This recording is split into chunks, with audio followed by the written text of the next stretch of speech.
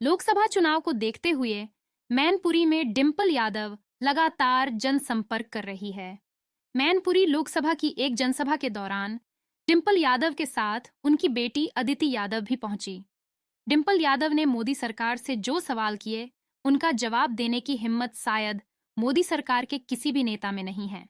उन्होंने कहा, हिंदुइज्म में बहुत बड़ी कहावत है कि प्राण जाए मगर वचन ना जाए। और जहां भाजपा की सरकार आई थी और उन्होंने कहा था कि सबसे पहले 14 लाख रुपए लोगों के अकाउंट में पहुंचेंगे, बात यहां से शुरू करते हैं। उसके बाद कहा था कि 2 करोड़ लोगों की नौकरियां लगेंगी, युवाओं की, हर प्रति वर्ष। उसके बाद कहा था कि गैस सिलेंडर जो है बहुत सस्ते और मुफ्त में लेंगे।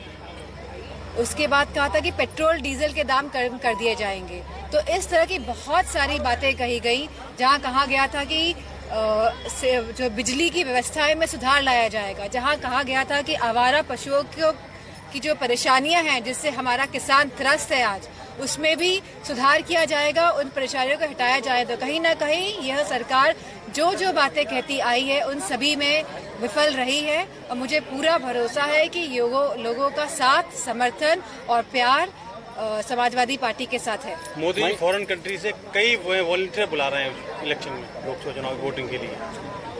ये उनका वॉलंटियर फॉर विदेश से वॉलंटियर बुला रहे हैं, इंडियन प्रवासी भारतीयों को बुलाया जा रहा है इंडिया में, ताकि बीजेपी का प्रचार हो सके। ये डर है। नहीं तो ये तो अच्छी बात है कि वो बुला रहे हैं, आना भी चाहिए। तो मैं, क्योंकि आपने बात उठाई है, तो मैं मैनपुरी क्षेत्र के सभी लोगों को कहूंगी जो भी बाहर है वो वापस आए और बढ़ चढ़ के इस चुनाव में हिस्सा ले और वोट करें। मैडम, मैं थोड़ी हो रहा कि वॉलंटियर इस बार बुलाए, उससे पहले बुलाए सकते, इस बार ही क्यों बुलाया जा रहा है? खलबली मची हुई है शासन को कि कहीं ना कहीं लोगों के जनाधार में उनको घटता हुआ दिखाई दे रहा है, क्योंकि लोग खुश नहीं हैं, क्योंकि लोग समझ रहे हैं कि इनकी करनी और कथनी में बहुत फर्क है और इनकी जो नीतियां हैं वो लोगों को कहीं ना कहीं पिछाड़ रही हैं। मैडम, में विरासत के तौर पे लोकसभा सीट जो है वो आपकी जिम्मेदारी है और आप यहाँ पे प्रत्याशी भी समाजवादी पार्टी की साइड से। भाजपा यहाँ के कैबिनेट मंत्री जयवीर सिंह को मैदान में उतारने वाली है। मेरा सवाल ये है कि जिस तरह से आप लगातार आरोप लगाते रहे, पार्टी आरोप लगाती रही, इंस्टीट्यूशन का दुरुपयोग होता रहा है, इस बार भी अगर कैबिनेट मंत्री जो अभी सरकार में है, कैबिनेट मंत्री वो प्रत्याशी हो रहे हैं, तो ऐसे में इंस्टीट्यूशन का दुरुपयोग होगा, आप किस तरह से लड़ेंगे चुनाव? पार्टी पूरी मजबूती के साथ लड़ेगी, क्योंकि इंस्टीट्यूशन का दुरुपयोग कन्नौज में भी किया गया था, मैनपुरी में पिछले चुनाव में किया गया था।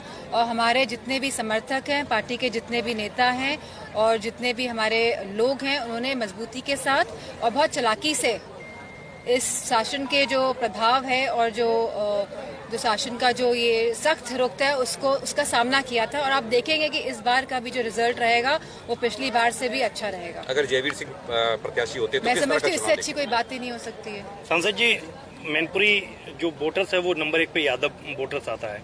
बीजेपी मोहन यादव को यहाँ चुनाव प्रचार में भेज रही है लोकसभा चुनाव को लेकर, कैसे देखती हैं? मैनपुरी जो पूरा क्षेत्र है ये समाजवादी विचारधारा की भूमि रही है और मैं समझती हूँ जो विचारधारा यहाँ से निकली वो पूरे प्रदेश में गई, जिसकी वजह से लोगों में समानता आई, संपन्नता आई और लोगों ने भाजपा पर विश्वास करके उन्हें सरकार में चुना। लेकिन जिन बातों के साथ चुना गया भाजपा को, उन सभी बातों में वो नाकामयाब कहीं ना कहीं साबित हुई है और लोग त्रस्त हैं, परेशान हैं। और मैं समझती हूँ कि पूरा साथ, समर्थन समाजवादियों को यहाँ की जनता का मिलेगा।